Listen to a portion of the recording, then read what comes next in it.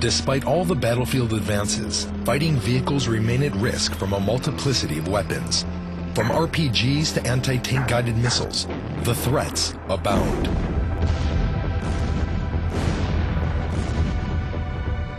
Introducing Trophy, Rafael's proven active protection system.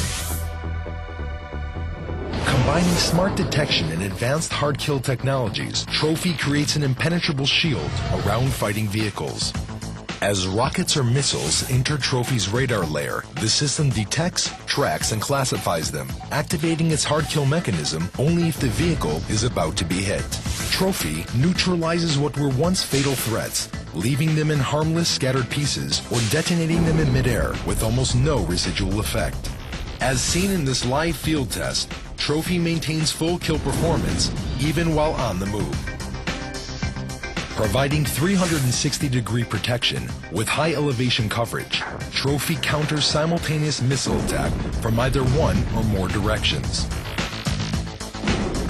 The system's ability to neutralize weapons fired from very short range makes it highly effective both on open terrain and in urban arenas. Ready for integration to combat ATRs and ATGMs, Trophy is currently in advanced development against kinetic energy projectiles, as seen in this field test. Trophy was designed for current as well as future combat systems, increasing platform protection while reducing vehicle weight.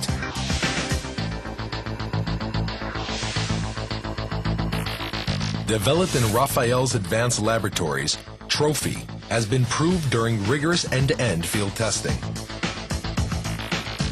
Because the system neutralizes ATRs and some other missiles without detonation, soldiers in close proximity of engagement would rarely incur injury.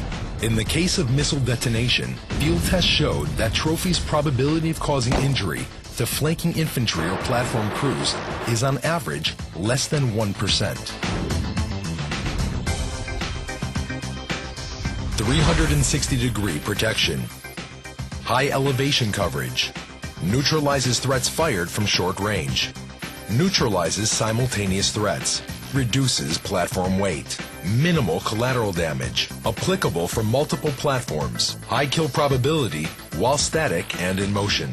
Trophy, cost-effective, proven active protection for combat platforms.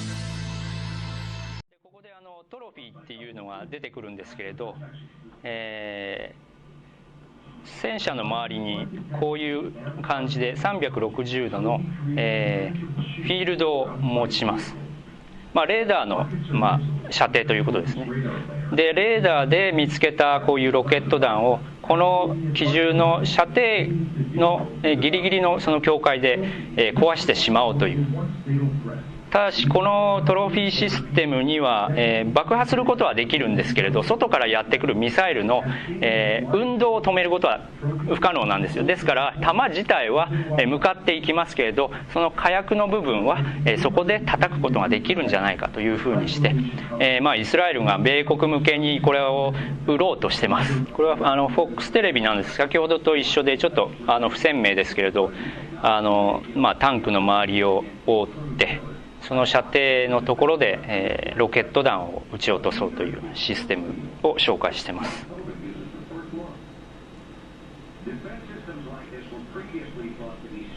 FOX はここでフォースフィールドっていう名前をつけてますけれど、本当にここに壁があるかのように、あるところで爆発して砲弾だけが突き抜けていってしまうということから、バリアのように見えるこれですね。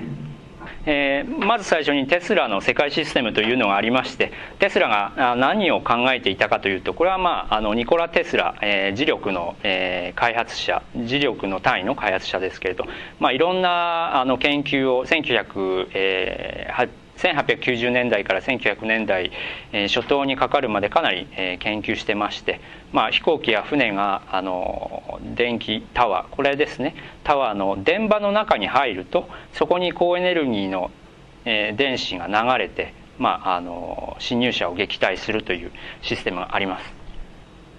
でテスラシールド、これを例えばこういう街の上空に貼ったらこんな感じに見えるよというのがこの写真です。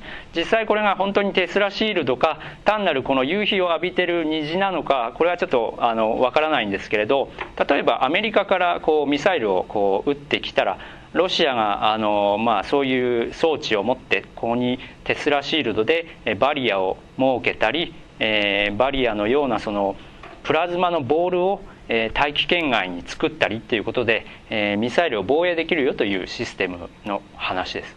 でここで打ち上げるロシアのテスラシールドの機械をテスラ局射砲と言いますけれど、この局射砲によって大都市のコミュニケーションネットワークも壊れますし、そこに侵入しようとする物体には数百万ボルトの衝撃が打ち込まれますので、ほとんどこの、バリアというかこのプラズマの向こう側には行けないということになります。ここで爆発するということです。で実際この大陸を挟んでこの世界システムと呼ばれているテスラの、コイルから発信したエネルギーを大気圏外の電離層に打ち上げると、電離層が激しく振動を受けて非常に高いエネルギー状態に達します。そうすると電離層が一種の鏡のようになります。要はそのたくさんの高速の微粒子、電離しているイオンとかがたくさん集まってきます。簡単に言うと大きな池にたくさんの鯉がいるとします。そこに餌を投げたら鯉がわーっと寄ってきますけど、その状態がこのイオン化された大気だと考えてください。上空100キロ以上が電離層になります。それ以下が大気になります。でロシアが開発したと言われているこのスカラービームですね、このテスラの世界システムを横にしたような形なんですが、2つの球状の物体からこのスカラービームというビームが出ております。でテスラのテスラコイルからはこういう高周波以外にこういうテスラ波が出てるんじゃないかと予測されて軍事的に利用されたのがこのスカラービームの発生装置で、実際このビームを交差させるとこういう半球状のドームを作ったりするということで、航空機が来たりロケットが来たり核爆弾が来てもこのドームの中は大丈夫という発想になっておりますけれど、本当にこのドームの中の人が生きていられるかっていうのはちょっと疑問です。ですからそういう膜のようなものを大気圏外に、たくさん多層にやりますと、いくつかのものがぶち当たっても通過してくるものがありますけれど、それをさらに細かく砕いていくということで多重バリアという構想もあるみたいです。で、都市をミサイル攻撃から防御ということで、これマンハッタンですね。マンハッタン島、ここに大きなドーム状の、バリアを作ったら、外からの、攻撃は避けられるかもしれません。これは1970年代の絵なので、ここにまだツインターが立ってますアラスカの、基地にこういうアンテナ、上から見ると十字架のアンテナがありますけれど、極超超波と極超短波の、ラジオ波を空に向けて、放射するための装置が並列に並べてあります。アンテナとアンテナが近ければ近いほど非常に高精度で高い電波を発生させることができるということです。でここでは気象操作ってありますけれど、これはメキシコ湾を上昇する、上に北上していく、熱帯低気圧なんですけれど、この赤い線で示したところ、これはアラスカからこの電波を使ってこの部分で熱を発生させて水蒸気をたくさん出させて、実際こういうふうに熱帯の低気圧を、増大させたんだよという映像です。もしこれが可能だったらその逆も可能なわけで、カトリーナを防げたんじゃないのかなと思いますけれど、もしかしたらカトリーナを太らせたのかもしれないっていう疑惑もあります。で最後に全核ミサイル消滅計画というのがあります。これは日本人の物理学者が提唱しておりますけれど、ニュートリノ放射というのを使っています。日本にもスプリング8っていう岐阜に大きな加速器がありますけれど、ここでいろんな電子とか原子を電気的に加速して、物体にぶつけるといろんな粒子が生まれるんですけれど、粒子同士をぶつけるとニュートリノというのができます。これは東京大の物理学の先生がノーベル賞を取った上岡鉱山の地下で、ニュートリノを検出したニュートリノなんですから、これを生成して、その性質を利用して地球全体に照射すると、一部は中性子へと変化して核ミサイル内で核反応を起こして未熟爆発を起こさせるという、ことを日本の物理学者が提唱しています。これが可能ですと、日本で発生した加速器からのニュートリノを例えば北朝鮮とかソ連とか共産圏とか、はたまたアメリカの核弾頭に向けてニュートリノを打ち込んでやると、核ミサイルに入った瞬間に中性子に変わって、中性子が、核の中のプルトニウムを、核分裂させることができます。で、アメリカのレイセオンという会社から日本は、先ほどの PAC3 とか SM3 を買ってます。実際その世界第一のミサイルメーカーで年2兆円を超える、売り上げ、トヨタも全然かなわないくらいの非常に大きな、軍需企業なんですが、戦後できた時にはそれほど大きな会社ではありませんでした。で、軍やアメリカ合衆国政府向けの製品を売ってまして、ここの会社は電子レンジを初めて発明したことでも有名です。最後にバリアの今後について、私なりの感想なんですけれど、バリアやフォースフィールドといった未踏の技術っていうのは半世紀越しの仕事です。これは技術者に言わせると10年かそこでできるものではないです。50年以上かかります。で、ただしこれによって人類全体に対する社会的貢献度、これは計り知れないと思われます。1930年に開発されたコンピューターは電気を使わなくても動いたそうです。ディファレンシャルアナライザーと呼ばれるこの装置は MIT のバネバー・ブッシュとその弟子たちによって開発されたもので、電子式コンピューターが登場する前にギアや車輪といった機械的な力だけで複雑な数学の問題を解こうとした最初の試みだったそうです。主に物体が落下する時の速度や位置など、砲弾の軌道や空爆の影響を解析するための計算に使われていて、数学者が丸1日かけてようやく解けるような問題もわずか数分で計算できるほど、人間よりおよそ5000倍も速い革新的な開発だったそうです。 Good evening. I'm Sherry Kumar of the Tesla Science Foundation, and I would like to introduce you to our next speaker. The ideas presented up to this point have open dialogue about energy and innovation. But it's not enough to acknowledge today's visionaries and talk about the future. It's very important to discuss how to inspire young minds when they're just learning how to think. Our next guest is an independent researcher, public speaker, and a radio talk show host. He has been a vocal activist on the subject of Tesla and free energy. Today, to kick off our segment on education, he will talk about who was so influential to take Tesla out of schools. Ladies and gentlemen, please welcome the always outspoken Mark Passio.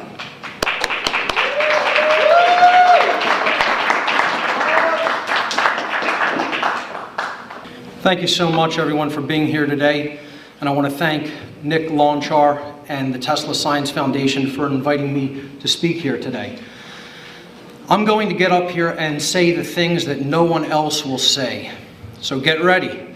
And you know what? When you say things like I'm about to say today, a lot of people tend to get a little bit upset because they may not be ready to hear the truths that I'm about to speak here today.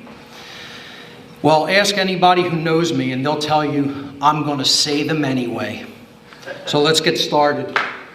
My presentation is entitled Free Energy, From Suppression to Manifestation, ? You know, this technology has been suppressed for well over 100 years. Is it going to manifest? I don't know. That remains to be seen. That remains to be determined. My website is right here. Please do check it out. It's called whatonearthishappening.com. There's a tremendous body of knowledge available at that website. The greatest inventor, perhaps who ever lived. I think everyone in the room would agree with that statement.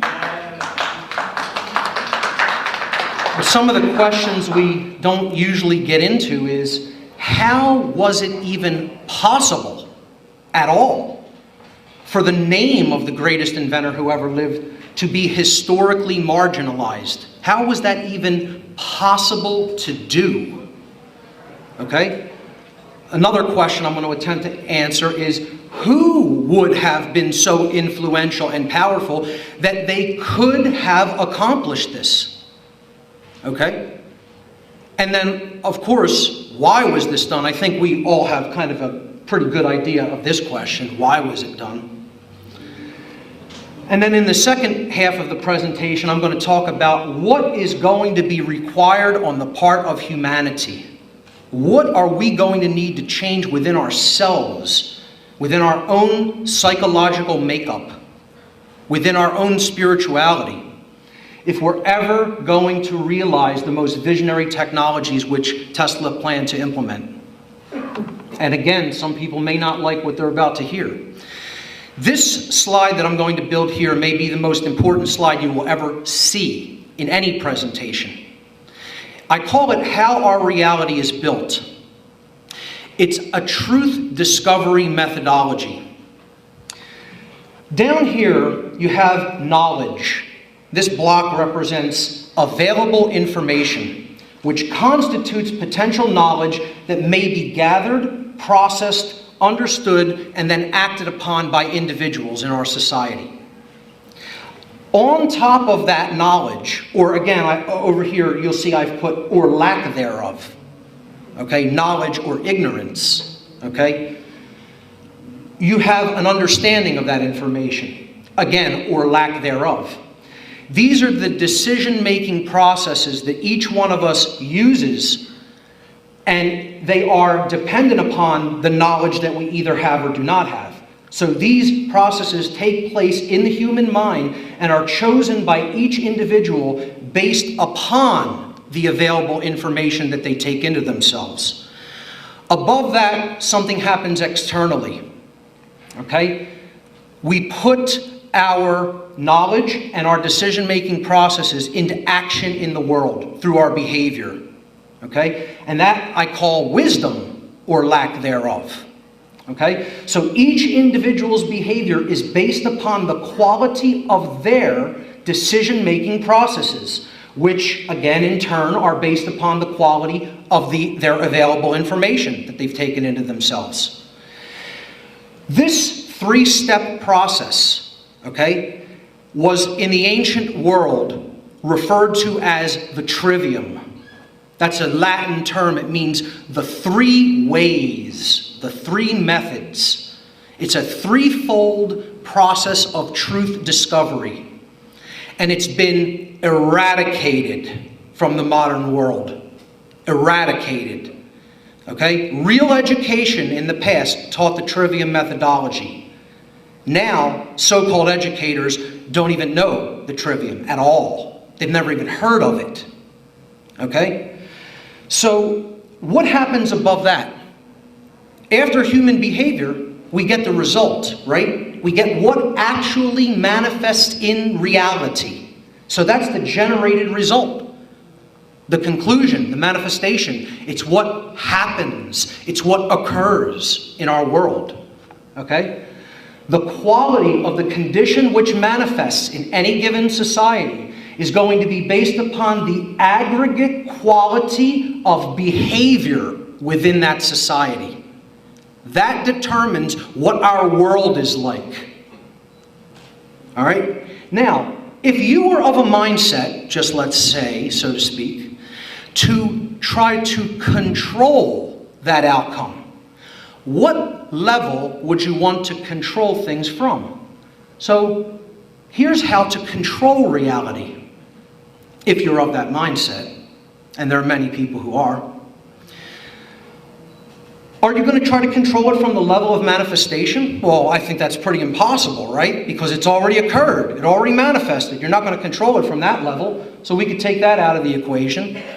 Are you going to control it from the human behavioral level? I mean physically. people's physical behavior. You're going to try to control that in each individual?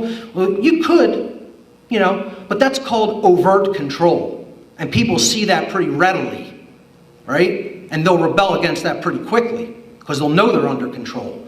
So that's going to be the most difficult place to control that from. Can you control it from people's decision-making processes, meaning from the level of mind? Yes, you absolutely can. But that's actually more difficult because you have to go to each individual and you would have to try to change the way that they think. Instead, the most effective way to control reality is to control it from this base level, available information, because that's the level all the other manifested realities are built upon. So if you can control that, you control the whole game. And you control behavior, and therefore you control the outcome. Okay? So we're going to look at how Tesla's name was actually removed from education, from schools. How was that done? How was that accomplished? Okay? Because if you're going to control available information, you have to have some level of control over educational institutions that are teaching children, allegedly. So where are you going to control that from? Are you going to control it from each institutional body? Would that be effective? I don't think that would be very effective. I think the best place, if you are of a mindset to try to control what is going to be taught to our children, would be to control the books. Okay? And when you control the books, which is the available information, you are controlling the answer to this question in the minds of children. What is possible? The imagination becomes stifled at that point. If you can control what people believe or don't believe is possible, you have total control because you control the human imagination. So this was done through controlling books and what was printed in textbooks. And I'm going to explain who did that. If you control it from a level of books, you control the mind. Mind control is not science fiction, ladies and gentlemen. It's based upon the control of available information, which then determines our decision-making processes, which then determines our behavior, which then determines our reality. So, what this starts to sound like in the minds of people who are listening to me is, you're talking about a conspiracy, right? This is a conspiracy theory. Well, it's a conspiracy, but it's no theory. Okay? People have been mind controlled to not even understand the real meaning of the term, the word conspiracy. They don't even know what the word means or where it came from. Okay? The conspiracy comes from the Latin language. Con in Latin is a prefix that means with or together. Okay? And then the second part of the word, spiracy, comes from the Latin verb spiro spirare, which means to breathe or to respire. Okay? And of course, spirare is in turn derived from the Latin noun spiritus, meaning spirit. This is why when we're breathing, we're said to have spirit. We have life. We have spirit. When we stop breathing, we expire. The spirit leaves the body. Okay? So, with that definition in mind, a better understanding of the word conspiracy is simply this: those who come together to do something in like spirit. The word literally means of like spirit. Okay? Those who are of the same mindset and the same spirit, sharing the same goals. That's all it means. Okay? So, who were the conspirators? Who conspired to keep Tesla's name out of the available information that was taught to children in schools? Well, we know this gentleman. Most of us know this gentleman here, J.P. Morgan. We know his role, how he was connected with Tesla's life and work. So I'm not going to get into him that much today. I am going to talk about a couple of Tesla's other financiers who financed his projects, namely Nathan Rothschild and other members of the Rothschild banking dynasty, and John Jacob Astor, who was another one of Tesla's funders. Okay? And then I'm going to talk about John D. Rockefeller and his connection with these other gentlemen, and how he and the Rockefeller family and dynasty ultimately ended up controlling publishing houses. Okay, this is what we need to understand how Tesla's name was eradicated from human history, essentially. Not completely eradicated, but let's call it significantly marginalized.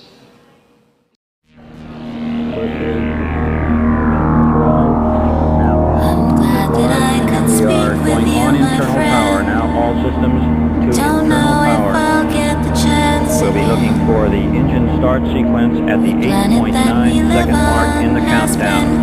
The engine will build up to a thrust of 7.6 million pounds. T-minus 30 seconds. We have a cutoff. We have a cutoff at T-minus 30 seconds.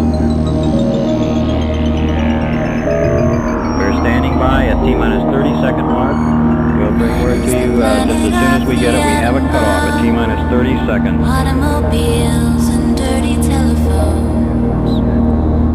People running everywhere with nothing much to say. Chattering away to anyone who listens. Please call Linda at 404-508-8842.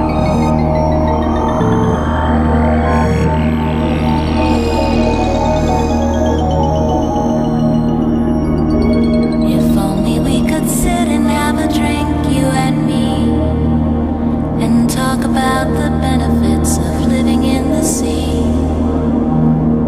Appearing every now and then to look up at the sky. Breathing in the air, not bothering to wonder why. I'm glad that I could speak with you, my friend. Don't know if I'll get the chance again. The planet that we live on has been cut in two. One side for me, one side for you. One side for me, one side for you. One side for me, one side for you. Number is 415-273-1935. Please call Linda at 404-508-8842.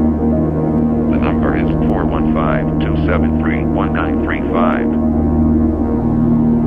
I was strolling on the moon one day in a merry, merry month of December. May, that's right. I'm glad that I could speak with you, my friend. When much to my surprise, Don't know if I'll get the chance again. The planet that we live on has Wait a been cut minute. in two. What? Where are the reflections? I've been forewarned. One side for There me, is orange soil. one side Well, don't move it till I see it. It's all over. Orange. Don't move it till I see it. I've stirred it up with my feet. It's the Hey, planet it is. of the I can see it from here. It's orange. Where did I put my automobiles and visor up? dirty telephones. It's still orange. Sure it is. People running everywhere with nothing much to Orange. say. I've got to dig a trench, Houston. Chattering away to anyone Copy who that. I guess listens. they better work now. It really is. 404-508-8842. Same color as temperature at a sub is about 100 temperature at a sub is about 102. It's almost the same color as the LMP decal on my camera. And talk about the benefits of Fantastic, living sports in the fan. sea. It's trench time. And Appearing market. every now and then to look up at the sky. Breathing in the air, not bothering to wonder why. I'm glad that I could speak with you, my friend. Don't know if I'll get the chance again. The planet that we live on has been cut in two. One side for me, one side for you. One side for me, one side for you.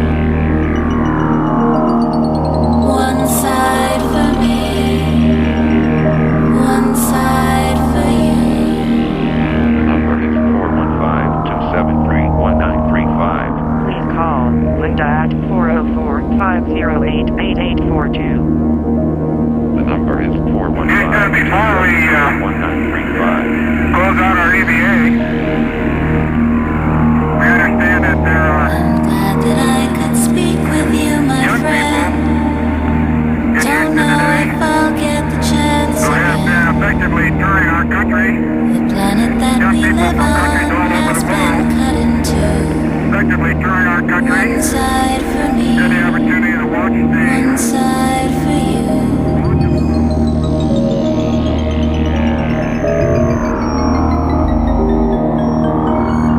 Mine is the planet of the atom bomb, automobiles and dirty telephones, people running everywhere with nothing much to say, chattering away to anyone who listens.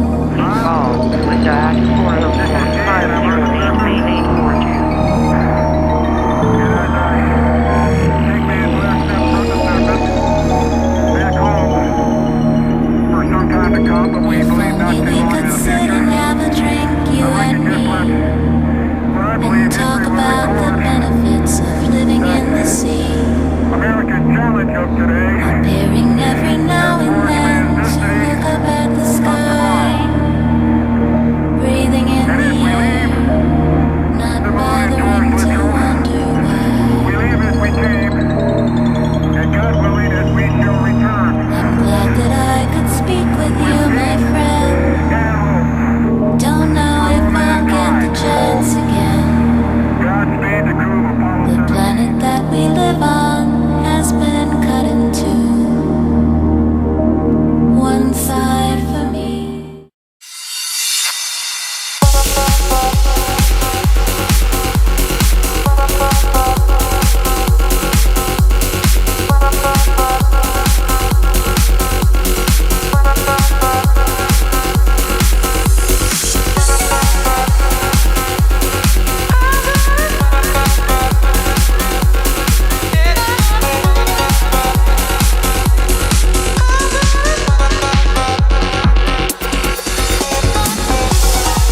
Almost lost it all.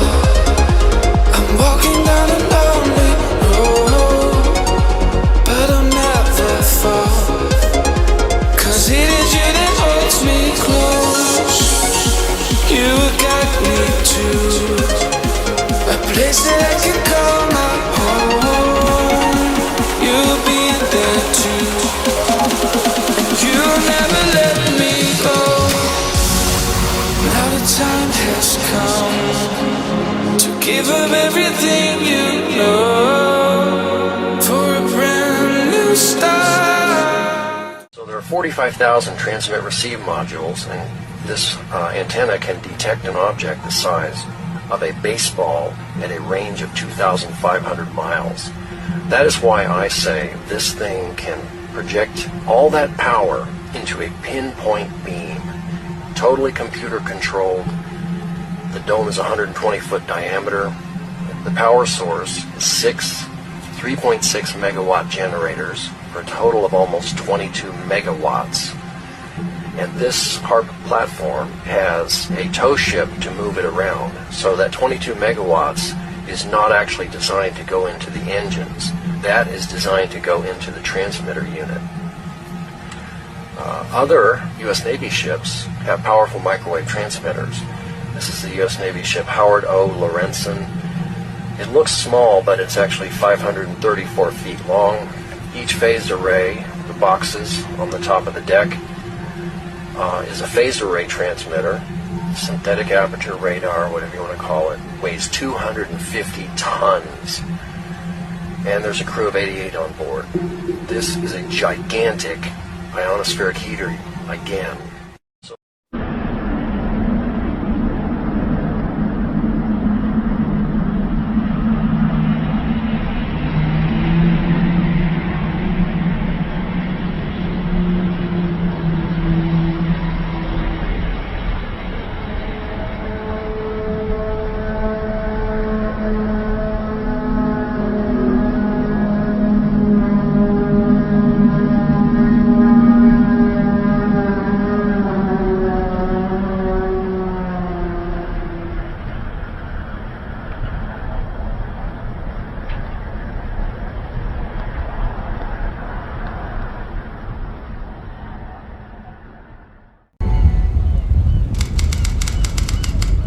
The letter claims that 12 years previously, at the height of World War II, the Navy had conducted several radical experiments in Philadelphia aboard a destroyer, the USS Eldridge, that made it simply vanish into thin air. During one trial, the ship rematerialized 200 miles away in Norfolk, Virginia, before disappearing again and reappearing once more in Philadelphia. The letter attributes the technology that made the ship invisible to Albert Einstein, saying the great genius had secretly developed a single unified theory to tie together all of the laws of physics. A unified field theory combines the equations that govern the interaction of matter with itself and with light, and with both of those with gravity. The idea is, if we can come up with this elegant set of equations that explains the way the universe works, perhaps we can do something with those. Bend light, change the nature of space-time, teleport, render things invisible. Einstein himself said he was working on this theory, but never cracked it. According to the letter's author, he secretly had. And at the height of World War II, the Navy used his idea to bend light and make a warship invisible. How we see an object is that the light illuminates it. The laser illuminates our model ship. You can see it. You can see the green flashing off of it. However, the idea of using unified field theory is that you could then redirect this light so that it no longer passes across the object, but just goes around it. All right, people, safety positions. Fire it up. They restarted the program with the Department of Defense. They tried to recruit me. 24 Teslas. So you faked your own death? They're not the kind of people you want to say no to. 32 Teslas and climbing. I hope you know what you're doing. Abracadabra.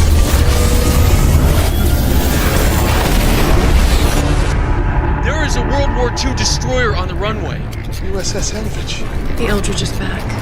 The Eldridge. Deck 3 to bridge. Anyone there? The assets ID to survivor. William Gardner, chief technician on Salinger's team. If he's alive, we need him here. Energy spike, here it comes. He's gonna jump. I think there's a survivor. Molly, I'm gonna have to call you back. What? Carl, wait.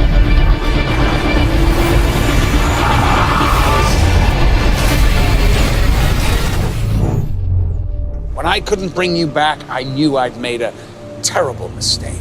I want these people brought in. Now. In the best and only way I know. Where's Bill Gardner?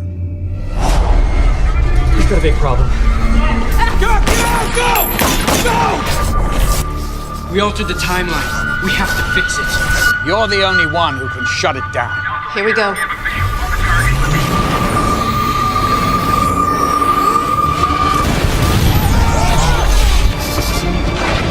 You got nowhere to go!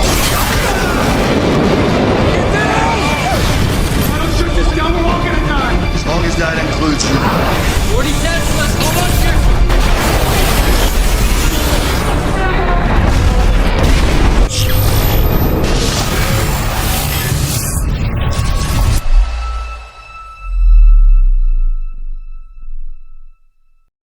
The use of that device as a teleportation device was accidentally discovered when they constructed a model of one of the drawings that was in Nikola Tesla's papers upon his death in 1943.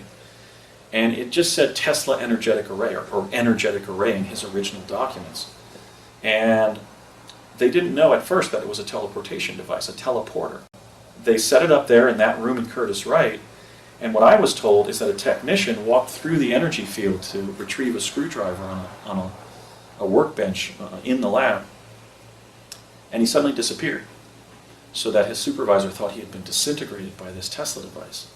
6 weeks or 6 months later, he shows up at the door of the facility, of that very lab, and his supervisor collapses literally collapses, believing that he's come back from the dead, or grateful that he didn't die in the development of this Tesla device, the construction of this Tesla device. And then he told the tale of how he fell through a tunnel, apparently in the time-space continuum, and popped out in Africa, where he was virtually deified by the local tribe that he had teleported to, until he explained that, no, I'm just an ordinary human being. He tried to communicate to them that in a way in which they would take him to the national government, he would be able to get home, and he did. And it was either 6 weeks or 6 months. I think it was 6 weeks. But that's in fact the story we were told in our training.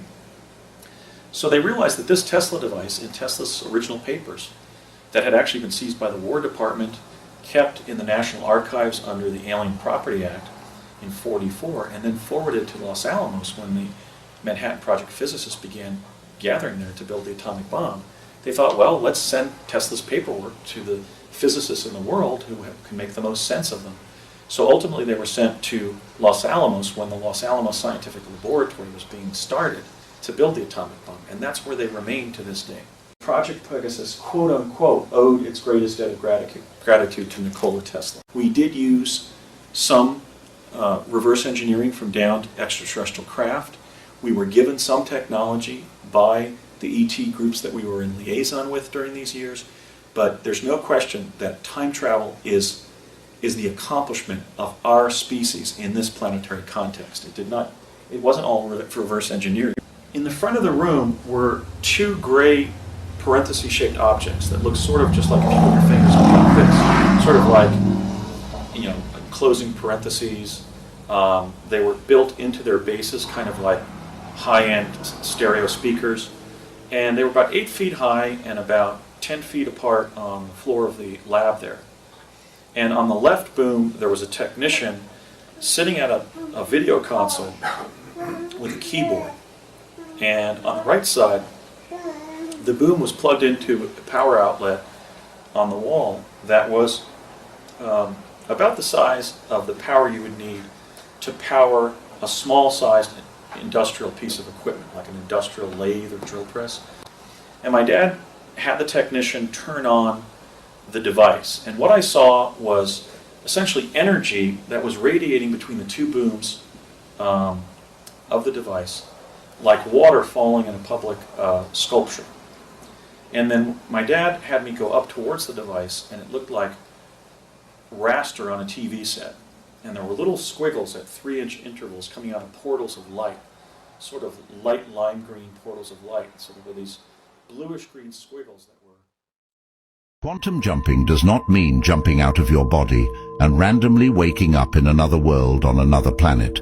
You are staying right where you are, in your body, on this planet. It is the world around you that changes with you. Look at it like this.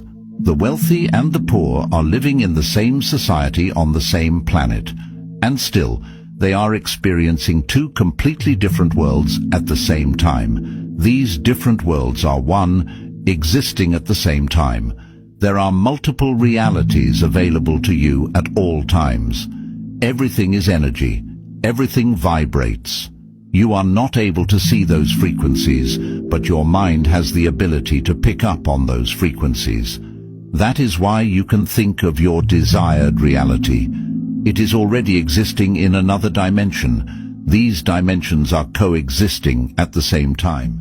In approximately the year 3050, so a little over 1,000 years from now, there's going to be a man by the name of Tatos, T-A-A-T-O-S is how you spell his name. And he is the Da Vinci of the future. He is a historian, archaeologist, he's a medically trained person, he's a quantum physicist or a geophysicist, he's everything. And what he does, he develops a machine called the Wormhole Linear Accelerator, the WLA. And this is a machine that literally enlarges a wormhole to classical size so that he and his crew can get into a ship and travel back in time. These chrononauts from the 31st to the 50th century go back in time and they help us. The crew of Tatos, these are the names: Geb, Isis, Osiris, and Horus. They went back to ancient Egypt first, and of course, if you go back in ancient Egypt as a time traveler, they're going to worship you as a god. The term chrononauts is the time travelers and their interaction, how they come back and actually have created our civilization technologically. They've been in Atlantis and Lemuria and ancient Egypt and all these places. Now, the mathematical model for this is known today. Well, we're talking about the space-time continuum. So to simplify the field of quantum mechanics or quantum physics, basically all time is simultaneous. So when you enter into the space-time continuum, now you're in the fifth dimension, literally, and therefore all time is simultaneous. Kip Thorne did the research, came up with a mathematical model which shows exactly what I'm saying, that if you enlarge a wormhole to classic size, line it with exotic matter, which has negative mass and moves positive and forward in time, the opposite of antimatter, then you can actually create a time machine. Tatos will actually do that. By the way, was also known in the Egyptian hieroglyphics as Thoth, which was Hermes by the Greeks, who was the person who gave us language and books and writing, etc. Where do you think we get our technology? You know, the raw materials of this planet hasn't changed in thousands and thousands of years. We've had brilliant people living in ancient Egypt, the golden age of Greece, with Plato and Socrates, and Archimedes is really one of the most brilliant guys. And then this guy named Hero back in Rome in about the 1st century AD, he developed a steam engine, which is, by the way, in the Smithsonian, a working model, a little model of it, that the Romans rejected because they thought it didn't work, you know, but it did. Why didn't we have cell phones and TV shows and satellites and space programs back then? You know why? Because the interaction of ETs and time travelers give us our technology. And isn't it interesting? Every time there's a spike in technology, it's always corroborated and coincides with ET, UFO observations, and some of these time traveler episodes. Time travel is real. It's always been around. All the ancient Greek civilizations, the Romans, the mystery schools, they've all reported this. Man did not invent electricity or fire. We discovered it. This Twatch time traveler from the year 2150 just revealed a set of images that defy everything we know about history and the future. Watch this.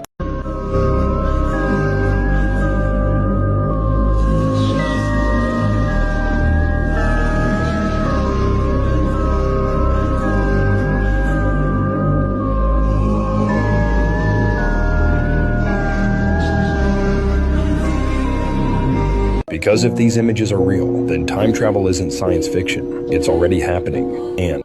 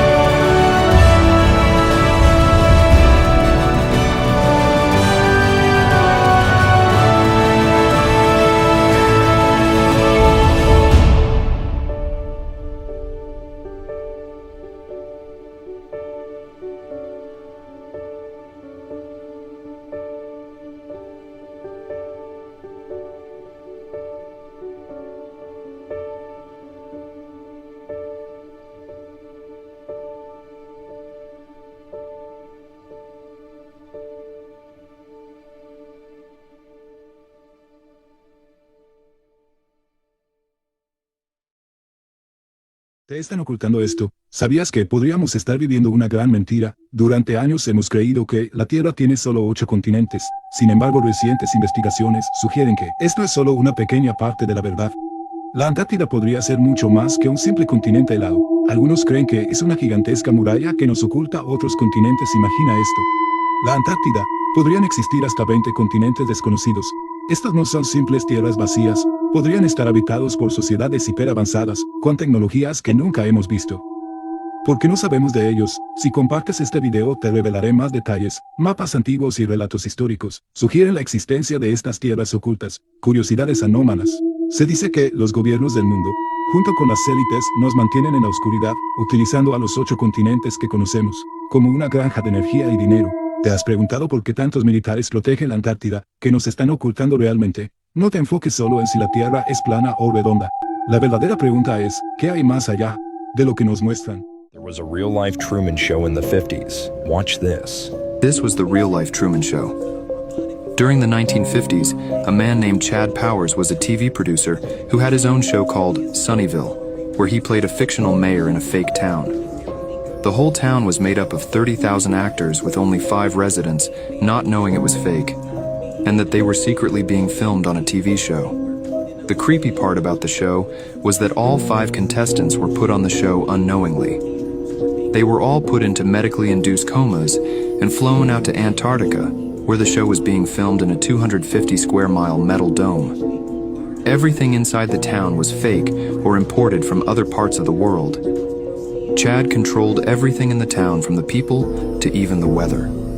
But by the 3rd season of the show, Chad started causing trouble by creating artificial natural disasters in the town for entertainment purposes, which led to the passing of over 200 actors. At this point, all the actors wanted to leave but couldn't, because they were stuck in a dome. The show also had no purpose anymore, because the 5 contestants were eventually told everything was fake by the actors. Chad was livid about this, and went on the town's news channel and told everyone that they all signed contracts and couldn't leave. This caused a revolt, and everyone went searching for Chad. A fellow producer named Ken Dahl, who was not happy with what Chad was doing, granted access to the rooftop of the dome where Chad was hiding, and the revolting actors were able to find Chad. When they confronted him, he begged, saying, "It's just showbiz, my friends." Not happy with that response, the actors grabbed Chad and threw him off the top of the dome, and he was never seen again. Over the next few weeks, the town was fully evacuated and then demolished. Could we also be unknowingly living in a TV set? Because... What if I told you there are cities on private islands stuck in other time periods, where the 1950s, 60s, 70s, and 80s never ended? It all started decades ago as a social experiment funded by billionaires and governments to create isolated micro-societies locked into specific time periods where citizens would be kept completely in the dark about any technological or cultural advancements beyond their assigned decade. There's an island where everything is still 1950s, Americana, the cars, the music, the fashion. Citizens there have never heard of the internet. Space travel is still a distant dream, and television is a luxury with only a few channels. Just across the ocean, you'd find another island, locked in the psychedelic 60s, in the midst of the hippie movement, where everyone's wearing tie-dye shirts, completely unaware that the world outside has moved on. This is a joke for entertainment. Good God, don't come for me.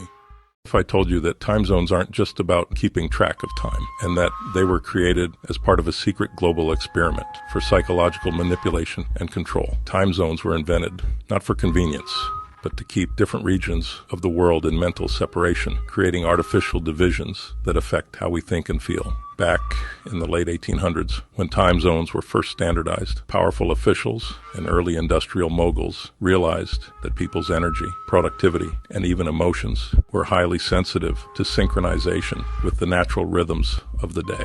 If they could separate populations by hours, keeping people in different states of time, they could control the collective mood of entire regions.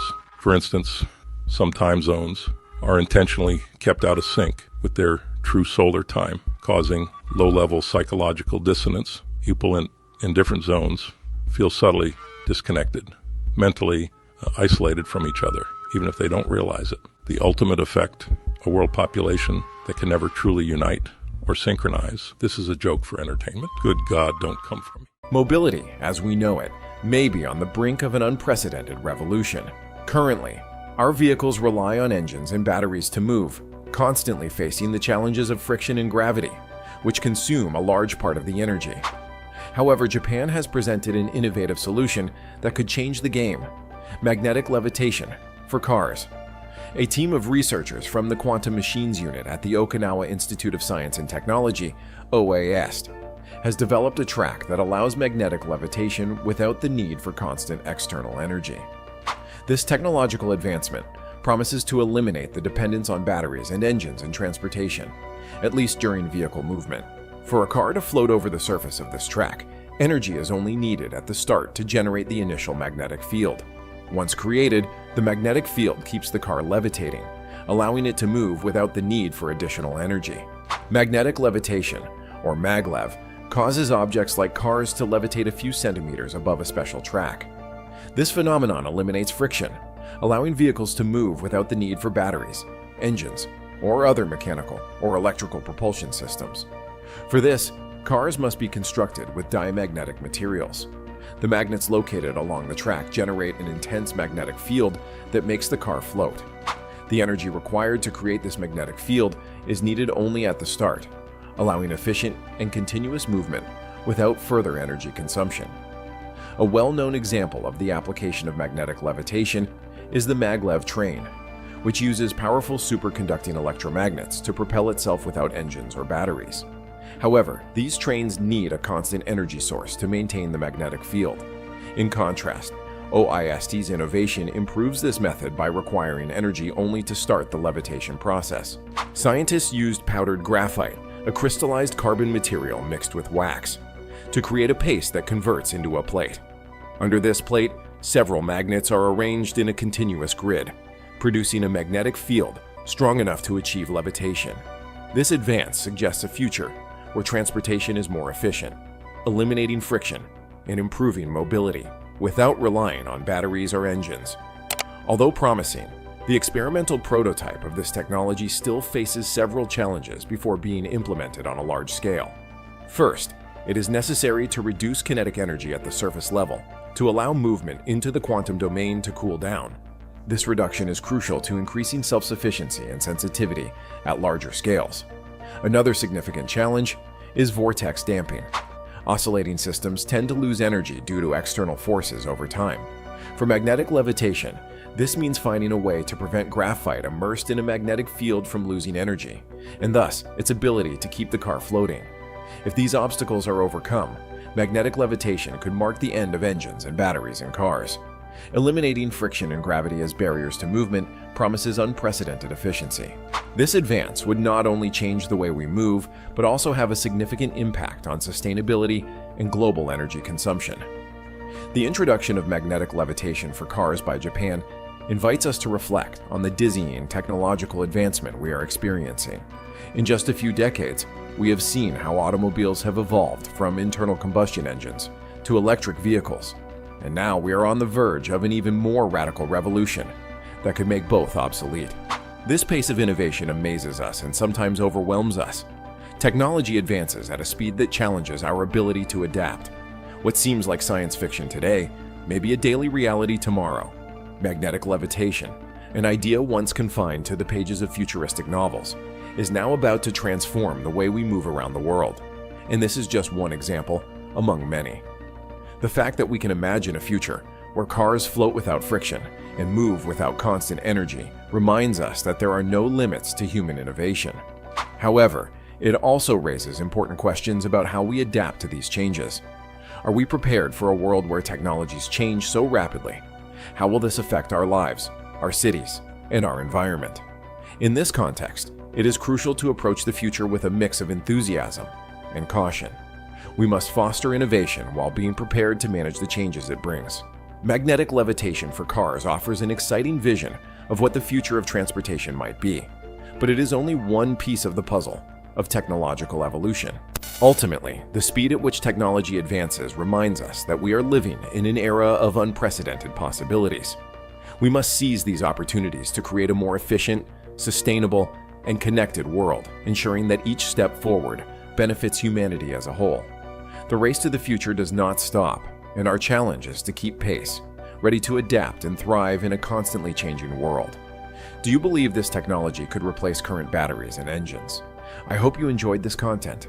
Don't forget to subscribe and like, as it helps us continue to create interesting content. See you next time.